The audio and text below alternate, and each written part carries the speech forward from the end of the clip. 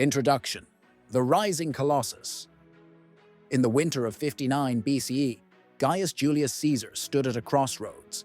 Behind him lay a brilliant but turbulent political career in Rome's cutthroat arena. Ahead stretched the vast, mysterious lands of Gaul, a patchwork of feuding Celtic tribes, Germanic invaders, and untapped wealth. What unfolded over the next 9 years would transform not just Caesar's fortunes, but reshape the ancient world itself. With his legions poised at the border, Caesar wasn't merely seeking military glory. He was fleeing crushing debt and political enemies in Rome, while simultaneously reaching for the kind of legendary status achieved by Alexander and Pompey. The Gallic frontier offered everything he desperately needed: wealth, military glory, and time away from Rome's dangerous political quicksand. Chapter 1. Opportunity Strikes. The Helvetii Migration, 58 BCE. The dispatch from Gaul arrived in Rome like a thunderbolt. The Helvetii, a powerful tribe from what we now call Switzerland, had burned their homes, destroyed their crops, and were marching west with their entire population of 368,000 souls. Caesar, who had been waiting for just such a pretext, seized upon the news with barely disguised delight. Within days, he had left Rome behind, racing north toward Transalpine Gaul with such speed that he reached Geneva in just 8 days, a journey that typically took weeks. His hastily assembled legion at the frontier was all that stood between Rome and what he masterfully portrayed to the Senate as an imminent barbarian invasion. When diplomatic efforts failed, deliberately, some historians suggest, Caesar sprang into action. He ordered a 19-mile wall built along the Rhine in a mere fortnight, blocking the Helveti's planned route and forcing them onto a more northerly path through territory controlled by the Aedui, Rome's allies. Gathering additional forces with remarkable speed, Caesar tracked the slow-moving Helvetii caravan for weeks before catching them near Bibracte as they pillaged Aeduan lands. The battle that followed became a crucible of Roman discipline against Celtic fury. As the Helvetii charged uphill, exhaustion turned their advance into fatal disarray. By nightfall, 258,000 men, women, and children lay dead or captured, while Caesar, in a stroke of political genius, ordered the survivors to return to their homeland as a buffer against Germanic expansion. The conquest that would eventually add 1 million square miles to Rome's territory had begun with what Caesar in his war commentaries would frame as a defensive action, a pattern of calculated provocation and response that would become his signature in the years to come. Chapter 2. Facing the Germanic Threat. Ariovistus, 58 BCE. Caesar had barely sent dispatches to Rome announcing his victory over the Helvetii when a new crisis emerged, one that he would later describe as even more dangerous than the first. Aeduan nobles arrived at his camp in secret, throwing themselves at his feet to beg protection against Ariovistus, a Germanic warlord who had crossed the Rhine with 120,000 followers. This charismatic chieftain, whom the Roman Senate had unwisely recognized as king and friend of the Roman people, just a year earlier, had seized a third of Aeduan territory and demanded another third for his allies. Caesar, recognizing both genuine danger and golden opportunity, sent envoys demanding a personal meeting with the Germanic king. Ariovistus's response was blistering. "If I needed anything from Caesar, I would go to him. If Caesar wants something from me, let him come to me." When negotiations collapsed, Caesar's officers, many from Rome's elite families, were suddenly seized by what ancient sources describe as a paralyzing terror of the Germans, reputed to be giants who hadn't slept under a roof in 14 years. Facing potential mutiny, Caesar delivered a masterful speech, concluding that if no one else would follow him, he would march with the 10th Legion alone. The shame-stricken officers recommitted, and within days, Roman forces executed a brilliant flanking maneuver that forced Ariovistus to battle near modern Alsace, the Germans charged in tribal wedges so quickly that the Romans couldn't throw their javelins. Instead, they dropped their weapons, grabbed the Germans' shields, and stabbed upward with their swords in savage hand-to-hand combat. By dusk, the German army broke, fleeing the 15 miles back to the Rhine with Romans in pursuit, slaughtering them by the thousands. Ariovistus escaped across the river with only a handful of followers, leaving behind his 2 wives and daughters, either dead or captured. In a single campaign season, Caesar had eliminated 2 major threats and positioned himself as Gaul's dominant power, all while maintaining the fiction that he was merely protecting Rome's interests. Chapter 3. The Belgic War, Taming the North, 57 BCE. Winter's retreat revealed an alarming development. The Belgae, Gaul's northernmost and most warlike confederacy, were gathering an army of 300,000 warriors. Caesar, ensconced in Cisalpine Gaul handling administrative duties, immediately raised 2 new legions and rushed north to confront what his spies confirmed was a massive coalition. Crossing into Belgic territory, he established a fortified camp on the Ain River, sending Divitiacus the Aeduan and 10,000 allied cavalry to ravage Belgic lands. The Belgic alliance, composed of a dozen tribes led by the formidable Galba of the Suessioni, surrounded the fortress of Bibracte, hurling stones and fire against its walls until Caesar's auxiliary troops slipped through their lines to reinforce the defenders. For days, Caesar refused battle despite provocations, allowing food shortages and tribal rivalries to erode Belgic unity. When the Confederation began to fracture, he struck, first against the retreating Belgi, then in lightning campaigns against individual tribes. Victory followed victory until he reached the territory of the Nervii, considered the most ferocious of all Gallic peoples. Near the Cibus River, modern Sambre, disaster nearly ended Caesar's Gallic adventure and his life. As Roman troops began constructing their camp, the Nervii, who had concealed their forces in dense woods, launched a surprise attack so swift that soldiers had no time to don their helmets or remove shield covers. The Roman line collapsed in chaos as the Nervii overran the camp. Caesar, seizing a shield from a common soldier, rushed to the front line, rallying the panicking 12th Legion. The battle hung by a thread until reinforcements arrived, allowing the Romans to slowly reverse the tide.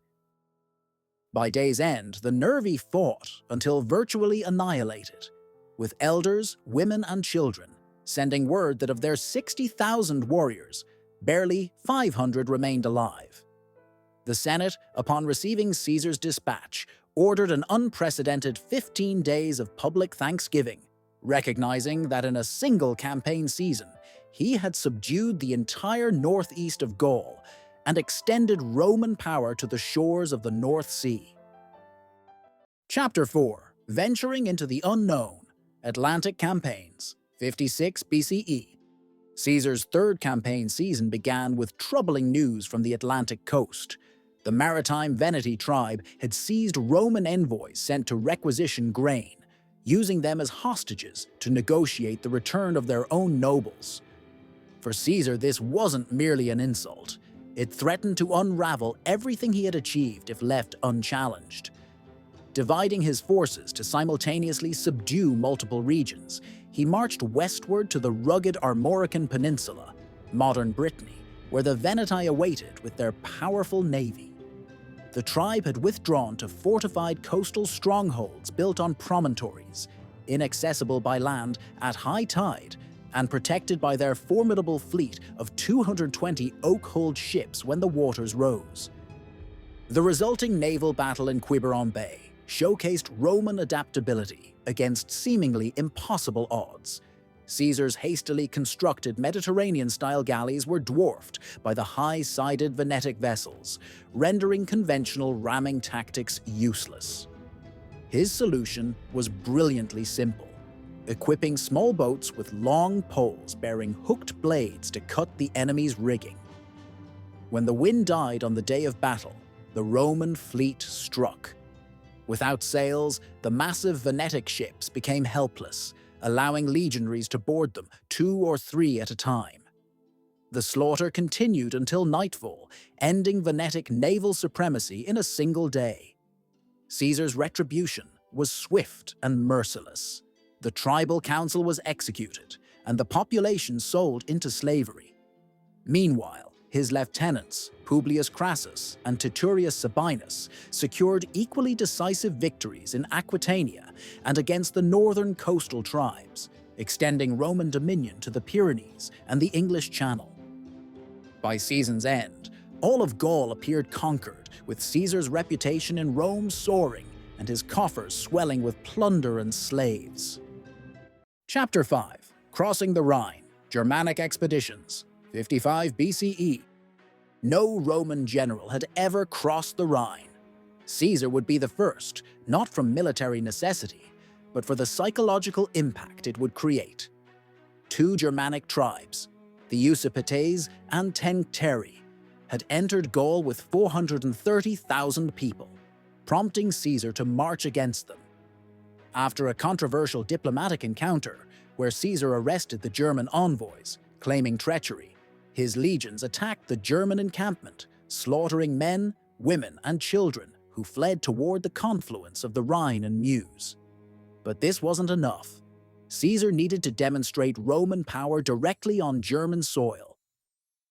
Rather than cross by boat, which he dismissed as neither safe enough nor consistent with his own dignity, Caesar ordered his engineers to build a bridge, an architectural marvel, completed in just 10 days. The structure spanned nearly 1,300 feet of deep, swift-flowing river using double timber pilings driven into the riverbed.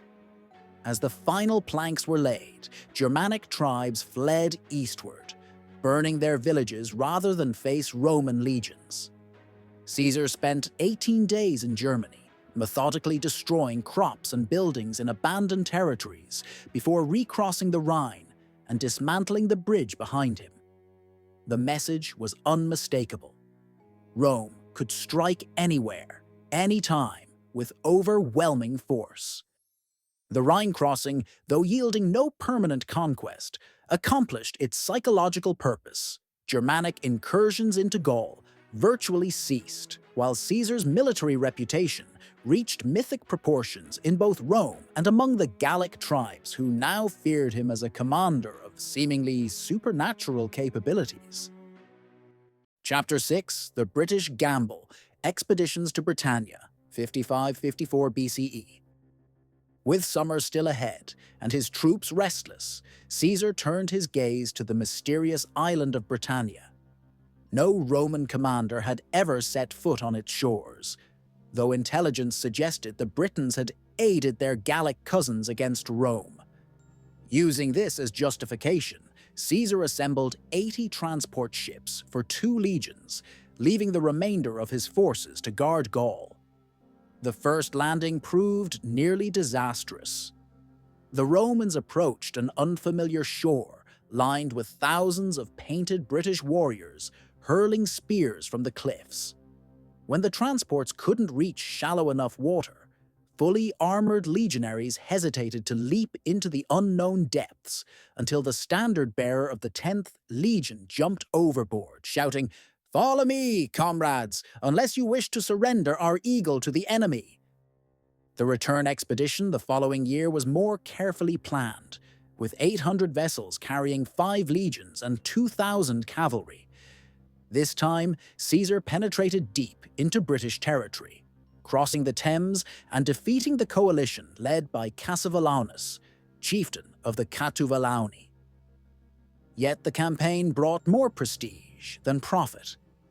Though Caesar claimed victory and extracted hostages and promises of tribute, storms damaged his fleet, and most of the promised tribute never materialized. More troubling, his unprecedented absence from Gaul had allowed discontent to simmer among the seemingly pacified tribes.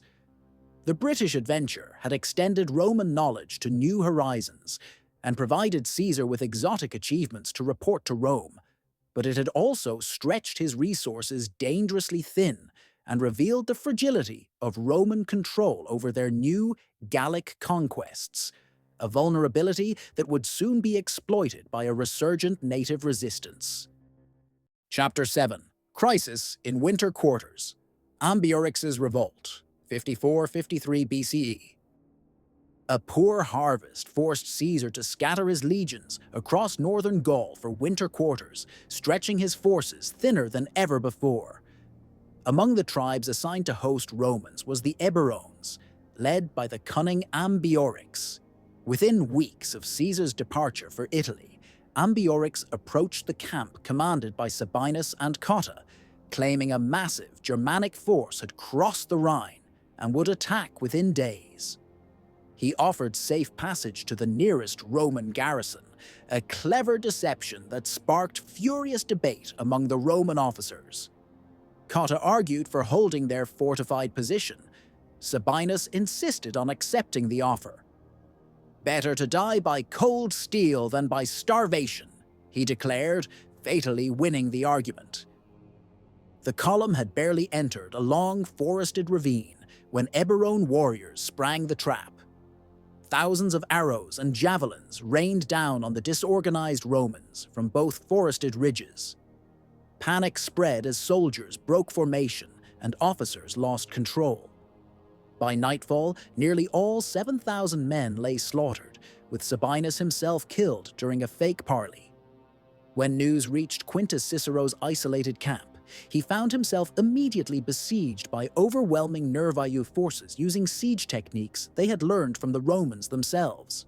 For days, his vastly outnumbered troops fought off attacks while watching enemy catapults and siege towers advance toward their walls.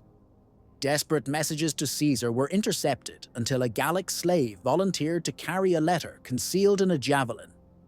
The response was characteristic. Caesar gathered what forces he could and marched 75 miles in just 2 days through enemy territory, building a fresh camp each night despite his small numbers. When his cavalry spotted the massive Gallic army surrounding Cicero's camp, he deployed a brilliant feint, making his force appear vulnerable to lure the Gauls into open battle. The strategy worked perfectly. The enemy abandoned the siege to attack Caesar, only to be devastated by disciplined Roman counterattacks that sent them fleeing into the forest. The winter crisis had cost Rome an entire legion, the greatest defeat of Caesar's career. But his lightning response had prevented a complete catastrophe and temporarily restored Roman control. Chapter 8. The Great Rebellion begins. Vercingetorix rises, 52 BCE. While Caesar wintered in northern Italy, tending to political matters, a charismatic young nobleman named Vercingetorix orchestrated what Roman historians would later call the Great Revolt. Born to the aristocracy of the powerful Arverni tribe, Vercingetorix had witnessed firsthand the gradual Roman strangulation of Gallic independence. Unlike previous rebellions, his strategy was revolutionary. Uniting traditionally fractious tribes under a single command, instituting military discipline, and adopting scorched earth tactics that played to Gallic strengths while negating Roman advantages. The uprising began with calculated violence when conspirators slaughtered Roman citizens in Cenabum, modern Orléans, at dawn, with the news traveling nearly 160 miles by nightfall through a system of signal shouts across the countryside. Caesar's response defied both nature and expectation. Though winter snows choked the Alpine passes, he crossed them with a small escort, gathered scattered forces in Transalpine Gaul, and then, in a move that stunned his enemies, cut directly through hostile territory to reunite with his isolated legions. Vercingetorix, recognizing Caesar's desperation, ordered all villages and food supplies burned along potential Roman march routes, a tactic that nearly succeeded in starving the invaders. The campaign quickly devolved into a deadly game of cat and mouse, with Vercingetorix avoiding direct confrontation, while Caesar scrambled to secure provisions. when the Gallic leader made the tactical error of allowing the town of Avaricum to be spared from destruction, Caesar seized the opportunity. After a brutal siege and freezing conditions that reduced his men to eating the flesh of those who couldn't fight, his legions finally breached the walls. The subsequent slaughter of 40,000 inhabitants demonstrated the stakes to both sides. This was no longer conquest, but a fight for survival, with quarter neither asked nor given. Chapter 9. Siege and Counter-Siege, Avaricum to Gergovia, 52 BCE. From the ashes of Avaricum, Caesar marched his legions toward Gergovia, Vercingetorix's hilltop stronghold near modern Clermont-Ferrand. The fortress sat atop a plateau rising 1,500 feet from the surrounding plains, with steep approaches and massive walls. Vercingetorix, having learned from Avaricum's fall, positioned his main army on the slopes outside the city, constructing a 6-foot stone wall that turned the natural defensive position into a near-impregnable redoubt. The Romans established their camp on a smaller hill facing the city, and for days, both sides maneuvered for advantage in the difficult terrain. Caesar, recognizing the impossibility of a direct assault, attempted deception, dispatching cavalry at night with orders to create the impression of a much larger force circling to attack from the opposite side. What began as a feint spiraled into disaster when Roman troops, believing they spotted a weakness in the Gallic lines, surged uphill without orders. Caesar frantically signaled retreat with trumpets, but in the chaos, many legionaries either didn't hear or ignored the call, pushing deeper toward the summit. The Gauls, holding the high ground, rolled boulders down the slopes and hurled javelins with devastating accuracy, inflicting nearly 700 casualties before the Romans withdrew in disarray. Though Caesar would later blame his officers in his commentaries, the defeat was a crushing personal blow, his first significant battlefield loss in Gaul. With his supply lines stretched to breaking point and Aeduan allies defecting to Vercingetorix, Caesar made the agonizing decision to retreat southward. As his columns marched away from Gergovia, there was every appearance that the unthinkable had happened. The great Julius Caesar had finally met his match in a young Gallic chieftain. Chapter 10. The Final Showdown, Alesia, 52 BCE. Sensing his advantage, Vercingetorix pursued Caesar's retreating army, only to suffer a stunning cavalry defeat that forced him to withdraw to Alesia, a hilltop oppidum in central Gaul. Caesar, recognizing this final opportunity, made the fateful decision to encircle the entire mountain fortress with a ring of siege works stretching 11 miles in circumference. 8 camps, 23 redoubts, and a rampart bristling with traps transformed the surrounding countryside into a killing zone. Foot-long iron barbs buried in pits called lilies for their shape, sharpened stakes concealed in trenches, and entire fields of caltrops to maim cavalry horses. But even as these works rose, Vercingetorix had dispatched riders through Caesar's lines to summon a rescue army from all Gallic tribes, forcing the Romans to construct a second line of fortifications facing outward, a defensive position never before attempted in warfare. As food dwindled inside Alesia, Vercingetorix expelled the women and children to conserve supplies, only to watch in horror as Caesar refused them passage through Roman lines, leaving them to starve in the no-man's land between the armies.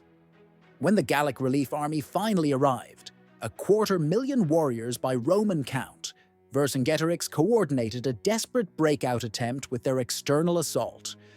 For 3 days, the Romans fought on 2 fronts against overwhelming odds, with the battle reaching its climax when 60,000 elite Gallic warriors, led by Vercingetorix's cousin, attacked the weakest point in Caesar's rear fortifications. Caesar, showing the battlefield genius that had become legendary, personally led German cavalry in a flanking maneuver that caught the Gauls by surprise.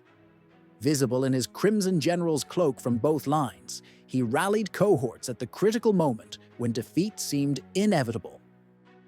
By nightfall, The relief army had disintegrated, leaving Alesia's defenders to their fate. The next morning, Vercingetorix, the greatest leader Gaul had ever produced, donned his finest armor, mounted his warhorse, and rode alone through the gates. Before Caesar's tribunal, he removed his weapons, dismounted, and silently knelt in surrender. Gaul's last hope for independence was extinguished, not to be rekindled for another 2,000 years. Chapter 11, Mopping Up Operations, 5150 BCE. Despite Vercingetorix's surrender, Caesar still faced pockets of resistance across Gaul. The most formidable came from Belgic territory, where tribal leaders assembled 60,000 warriors in a forest fortress, reinforced with timber barriers. Caesar, now operating with the calculated ruthlessness of a commander who had seen too much bloodshed, positioned his legions on an artificial hill built specifically to match the height of the Gallic position. When the rebels attempted a night escape, his cavalry pounced, transforming retreat into massacre. Similar determined resistance flared in the Cadurci region, where the fortress of Uxellodunum provided the stage for the final act of Gallic defiance. After engineering a remarkable feat, diverting an underground spring that supplied the defenders with water, Caesar chose a punishment designed to spread terror. He ordered the hands cut off all surviving warriors, then sent them walking throughout Gaul as living examples of the cost of rebellion. By winter of 50 BCE, the conquest was complete. In 8 years of campaigning, Caesar had fought 50 battles, stormed more than 800 towns, subjugated 300 tribes, and killed or enslaved over 1 million people. The vast territory was reorganized into Roman provinces, with moderate tribute demands and local governments comprised of pro-Roman aristocrats. While Caesar prepared to return to Rome to face his political enemies, Gaul settled into an uneasy peace. The cost of resistance had been demonstrated too thoroughly to invite further challenge. Unknown to the defeated tribes, their conquest would ultimately serve as the foundation for modern French civilization. But in 50 BCE, as Caesar's columns marched south toward Italy, they left behind a devastated land where tribal autonomy and Celtic culture had been replaced by Roman administration, Latin language, and the hard realities of foreign domination. Caesar, meanwhile, had transformed himself from a debt-ridden politician into history's greatest conqueror, with a battle-hardened army personally loyal to him alone, setting the stage for the Roman Civil War that would soon change the Mediterranean world forever. Chapter 12, Legacy of Conquest. When Caesar crossed the Rubicon in 49 BCE to challenge the Roman Senate, he did so with an army forged in the crucible of Gallic warfare. Veterans who had followed him through snow-choked mountain passes, across the treacherous Rhine, and against seemingly impossible odds at Alesia. The Gallic conquest had transformed both conqueror and conquered. For Rome, it secured the northern frontier against Germanic invasion for centuries, provided vast agricultural resources, and eventually became the empire's cultural and administrative heartland. For Gaul itself, the aftermath brought a profound transformation. Roman roads crisscrossed former tribal territories, linking newly established cities like Lugdunum, Lyon, and Lutetia, Paris. Within a generation, Gallic aristocrats were speaking Latin, wearing togas, and sending their sons to Rome for education, creating the Gallo-Roman culture that would form the bedrock of French civilization. The human toll defies modern comprehension. 1 million killed or enslaved out of an estimated population of 3 million. Entire tribal identities were erased, ancient religious practices outlawed, and centuries of Celtic tradition gradually subsumed into Roman provincial life. Yet Caesar's achievement stands as perhaps the single most consequential military campaign in Western history. Before Caesar, Rome was a Mediterranean power. After him, it became a continental empire that would shape European identity for millennia. The man who had fled Rome to escape debt and political enemies returned as the most powerful figure in the ancient world, having expanded Rome's territory by a third and secured personal wealth beyond measure. In his writings on the war, composed as propaganda but surviving as our principal source, Caesar portrayed himself as the reluctant agent of Roman destiny, forever cementing his place among history's most brilliant military minds. But perhaps his most enduring legacy was inscribed not in monuments or texts, but in the landscape itself, where the boundaries he established between Gaul and Germania largely define the borders of modern France and Germany to this day.